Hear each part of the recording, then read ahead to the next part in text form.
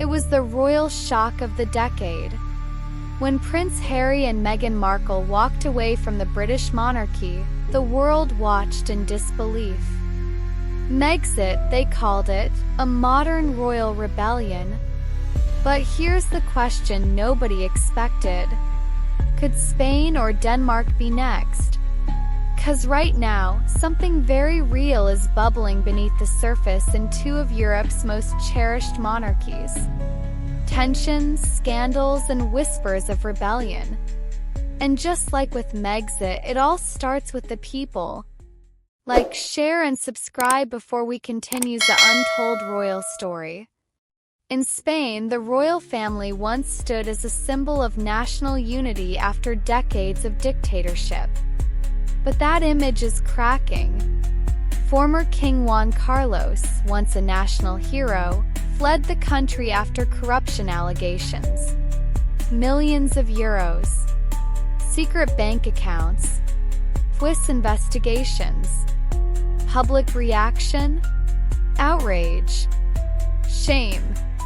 Thrill. In Madrid, crowds have shouted, "España no tiene rey." Spain has no king. Polls show a growing number of young Spaniards want a republic, not a monarchy. Could Queen Letizia and King Felipe be facing the same path as Harry and Meghan, forced to choose between duty and dignity? Let's be clear, this isn't just about old scandals. It's about identity. In the age of Instagram, Twitter, and TikTok, the crown isn't protected by gold or power. It's protected by likes, loyalty, and public love. When that love disappears, so does the crown's future. And in Spain, it's vanishing. The younger generation sees the monarchy as out of touch, expensive, and irrelevant.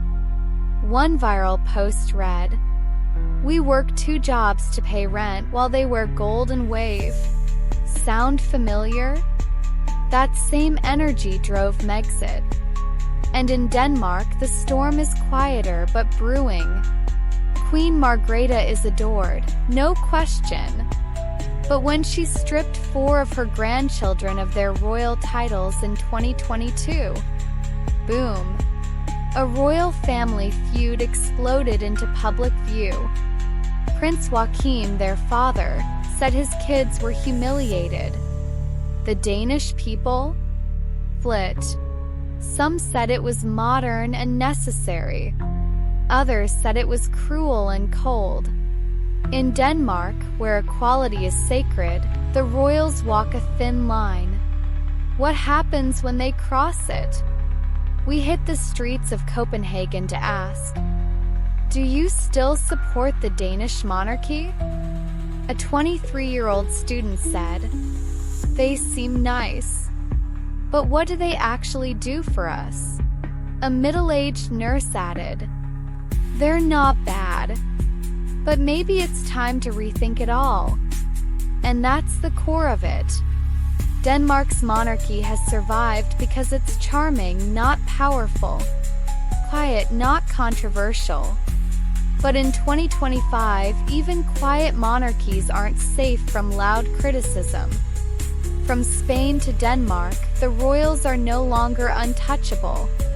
One scandal, one out-of-touch statement, one exposed bank account, and the dominoes could fall fast. Because now, the monarchy's greatest threat isn't revolution. It's irrelevance. Remember, Harry and Meghan didn't bring down the monarchy. They simply walked away. And in doing so, they lit a match. Could we see a Megxit 2.0? Not from a couple escaping paparazzi, but from a whole generation rejecting royal rule? In Spain, the public wants justice and truth.